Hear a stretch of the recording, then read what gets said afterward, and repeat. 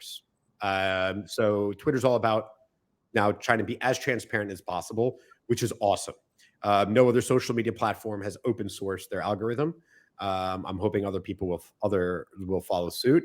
It gives you a sense of trust and fairness and transparency that we're all looking for in business. I like transparency. I like strong and transparent communication, and honesty and character is is a very important value to me. So I'm happy we're able to see that. But what was also shown is that there are certain things that get more reach, and so which is fascinating. So for people to know, first off, is if you add a photo or a video as opposed to just text, you're expected to get up to 2x the reach potentially. And then they have other things which are interesting to penalize people. If it's just hashtags, even with the photo or not, it will really hurt its reach without text because they're assuming they're bots and things like that, trying to force the reach. I thought that was fascinating. That was really cool. Right.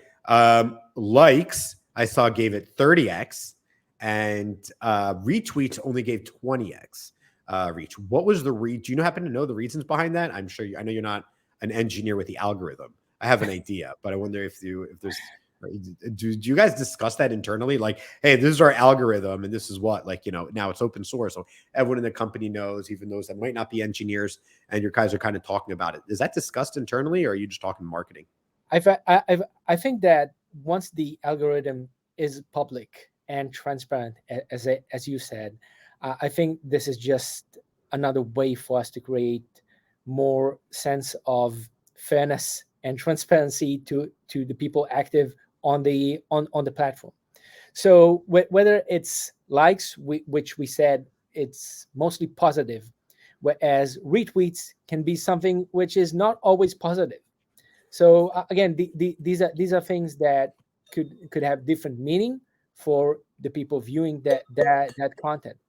But on top of everything, I think that anyone can now take the code, understand it, and then kind of fine tune their content to be more engaging for their audience. And you know you create your content on Twitter, you probably see how people are engaging. And like the example that you gave with hashtags, well, obviously hashtags used to be a huge part of Twitter, but right now hashtags are used to provide context into tweets. If you just dump 20 hashtags into your tweet, it just won't mean anything to anyone. This is not how Twitter works. This is not how any social media works. You use hashtags to provide context into your content. Otherwise, this is just a bunch of text which that doesn't correlate into something which is unique message. So I would say if you're creating content, use hashtags like you probably use them when you're talking. Because Right. if you're talking, when people talk, they hardly use like just drop a hashtag into the conversation. So yeah, this is not how you should work on Twitter. Twitter is a platform for conversation. Use it the same way you would probably talk with your peers, your colleagues, your friends, or anyone that is like-minded in your industry. I don't know if you remember that. I think there was an SNL skit about hashtag with Justin Timberlake. It was Ashton Kutcher. Do you know what I'm talking about? Yeah. This is SNL's like 15 years old or something. It was like hashtag, whatever. I'm not going to go into it. I'm going to butcher it, and most people probably didn't see it. Okay, and then another thing that gives you 2 to 4 times the reach is verified, right? The blue check. You can't avoid this because everyone's talking about it. So look, the blue check is when you get 2 to 4 times the reach if you verified. It's only $8 a month. So I just want to be very clear. If you're a marketer and you're not spending $8 a month, then you're not a marketer. Just to get 2 to 4x the reach. If you're using Twitter at all for business, or even really if you're trying to engage and build a following even for fun, but put that aside, if it's not at all related to monetization or a business or building a brand, if you're not paying the $8 a month to get 2 to 4x the reach, that's just serious. You're making a mistake. What you're able to do is you're going to show up more in the feeds. If you go to your notifications, you have a you have something called at verified. So you can first just filter by verified. We know are humans. You know they're not bots. When if you're engaging on other people's tweets and you reply, right? You reply to a tweet, your tweet will come up before those that aren't verified. So you're going to get more views, more exposures. And also that person tweeting is more likely to see your reply, especially if they're a bigger name. They don't see all their replies naturally. So these are some of the benefits of that. And then, of course, a big one we'll get to is that you need to be verified to advertise, which we're going to get to maybe in a bit. Other than that, are there other benefits to verification that I didn't cover? So let's talk about first of all identity and verification on Twitter. Obviously, up until a couple of months ago, there were two different types of entities: verified and unverified, and the verification process was really not transparent. So what we did is basically we allowed more people to understand who is talking with them, and then make sure that they have control over their identity, impersonation, and then features. So right now on Twitter, you can see gray check marks, which is reserved for government and people that are related to government organizations. You have the golden check marks, which is for advertisers, and this is a part of our program for organization to basically under verified organizations to basically to verify their own people. So let's say you're a big company and you have your C-level on Twitter, you have your community leaders on Twitter, and you have your other accounts. So right now you don't need to come up with your social connection to be verified on Twitter. You just get verified organization, you verify your C-level, you verify your other local accounts, and basically everything is connected to one central account. This is verified organization. These are the golden check marks for advertisers. Okay, can I step in here and maybe just explain? I mean, because like you're talking Twitter all day. I'm a lot, so like maybe I hear a lot of questions people ask me, kind of like Danny. So I think I'll be able maybe I can explain a little bit. First off, Danny, right? Danny asked, I'm still wondering, by the way, it's a long time to wonder, just the opportunity cost. You should have just paid $8. But if you're still wondering, it's worth the pay for Twitter Blue. Okay, here's the uptick you've seen. Look, I want to say, put it this way. For 1/3 of one of your LinkedIn ad clicks, you get a full month of 2 to 4 times your engagement on Twitter. Okay, that's it. It's worth it. Just scale back 1/3 of one click. I know you're spending a lot on LinkedIn ads. I'm not talking about Twitter ads. Just get the verification just for your organic reach. People will find you. You'll come up sooner in search and everything. It's $8. It's not. It's tax. It's nothing, right? And Pantera is a huge organization. I'm paying it for me. I'm paying it for Wadi. It's like it's not. And so it's if we can do it, then you guys can do it. So it's definitely worth. Regarding the uptick, I have seen an immediate increase in views of 2x. They said 2 to 4. I think that's maybe more for the replies. I don't know what that meant. But it was about 2.5x I immediately started seeing in my views and also in my engagement, almost doubled.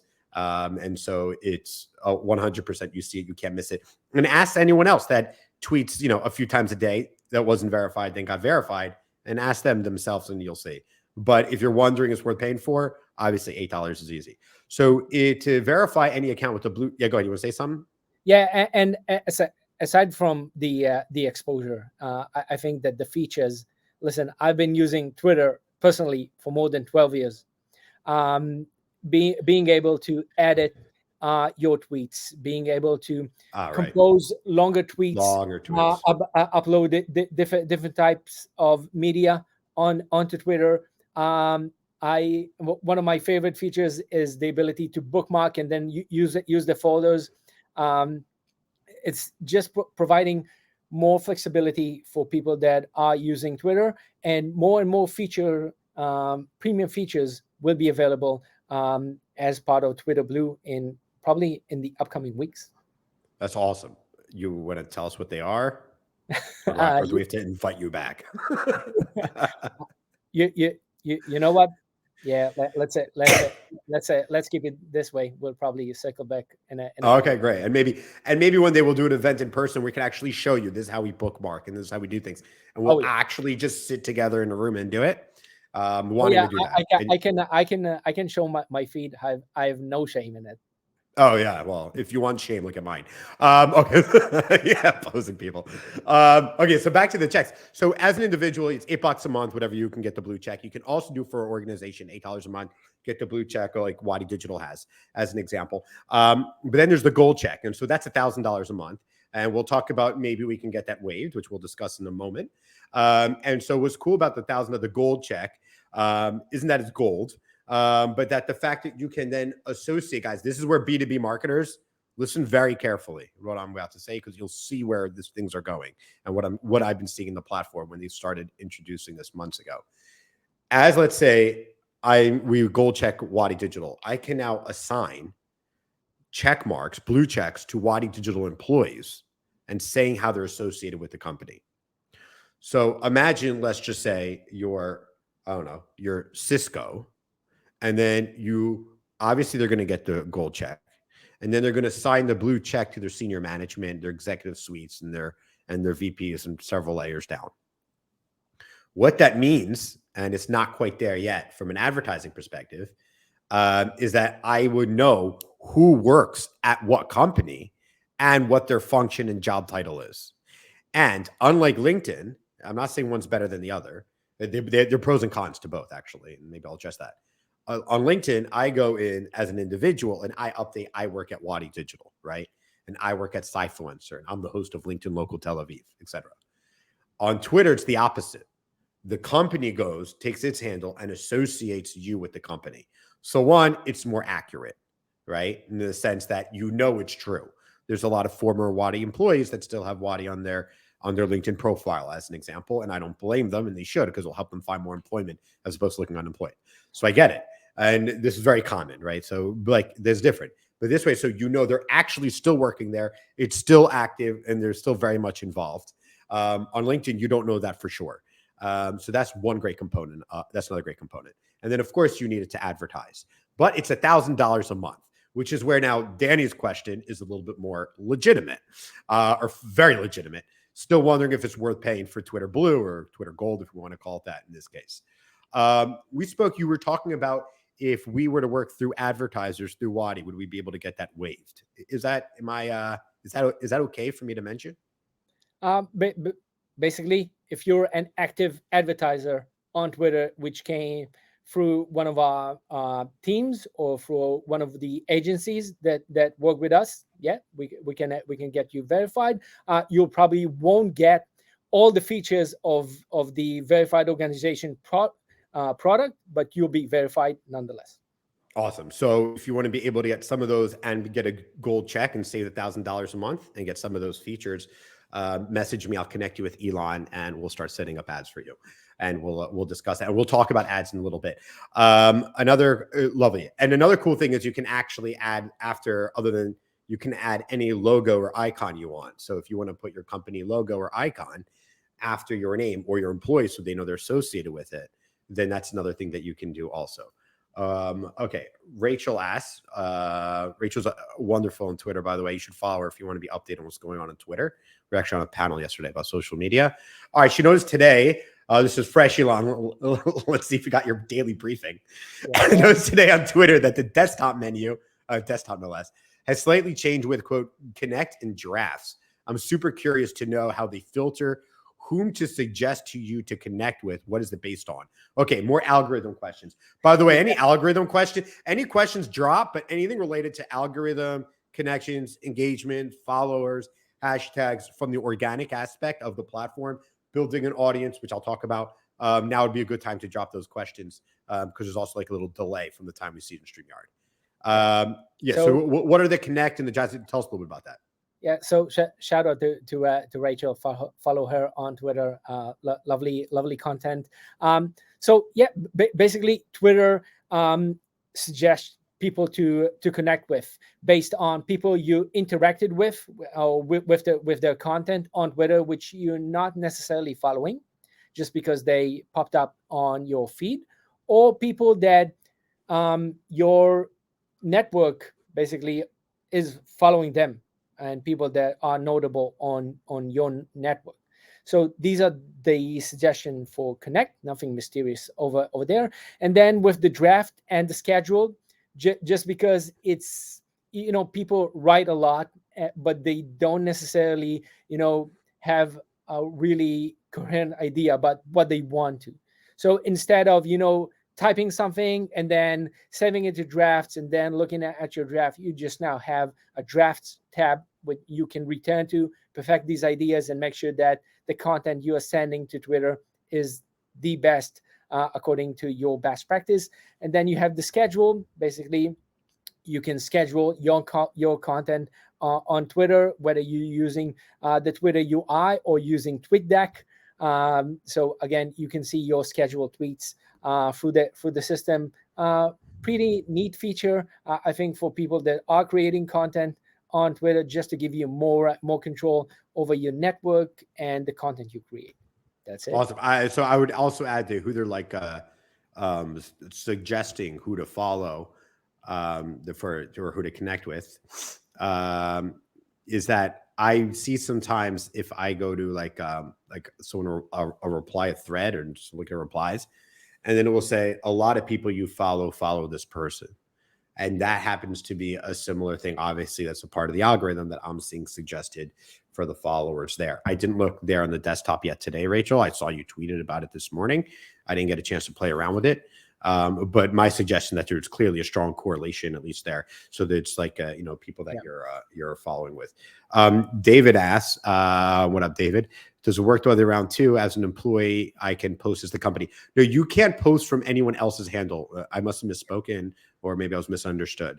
You can post. You can associate, and you can assign that someone's with your company from the company side.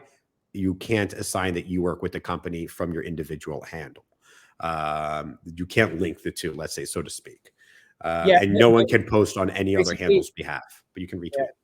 But basically, the employee will be affiliated with the company. So the company will have an affiliated tab, so you can look on all the accounts that are affiliated with the company. And on the employee side, you will see the company logo next to their verification icon. So that's the connection. And once you click